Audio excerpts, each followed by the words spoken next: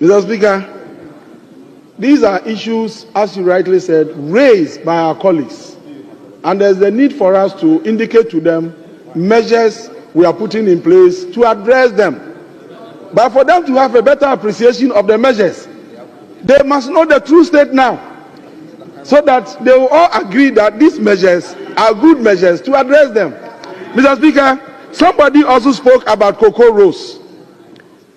This is a serious matter that we are looking at. Cocoa rows. The argument advanced was that to be able to increase cocoa production, we have to fix all the roads leading to cocoa growing areas. This is a statement made by one of our colleagues from the other side. Mr. Speaker, you recall that in 2017, when the MPP assumed office, one of the issues that became topical in our country here and was discussed extensively throughout all the media outlets had to do with cocoa rows.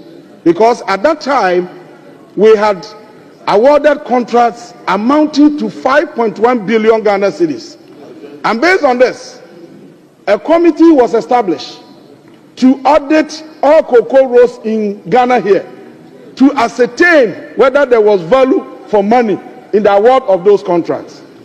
Mr. Speaker, it will surprise you to note that in the handing over notes, we are told that cocoa rows awarded in the last 8 years amounted to 21 billion Ghana cedis. And Mr. Speaker, government is recommending that we do what they call rationalization.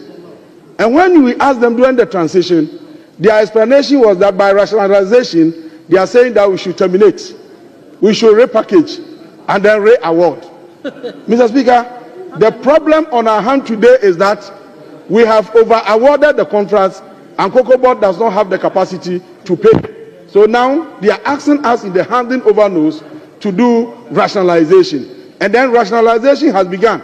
So very soon, some of these contracts will be re-looked at and then terminated to ensure that we make progress in the field of cocoa rows. But the assurance we are giving to members is that we will sanitize the process and ensure that rows in cocoa growing areas alone are fixed with monies from cocoa.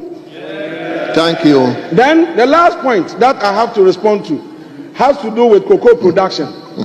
Mr. Chairman, Mr. Speaker, you recall that one of our colleagues made mention of cocoa production, which has increased to 6,000 something. I was asking whether he's speaking from a different world or what.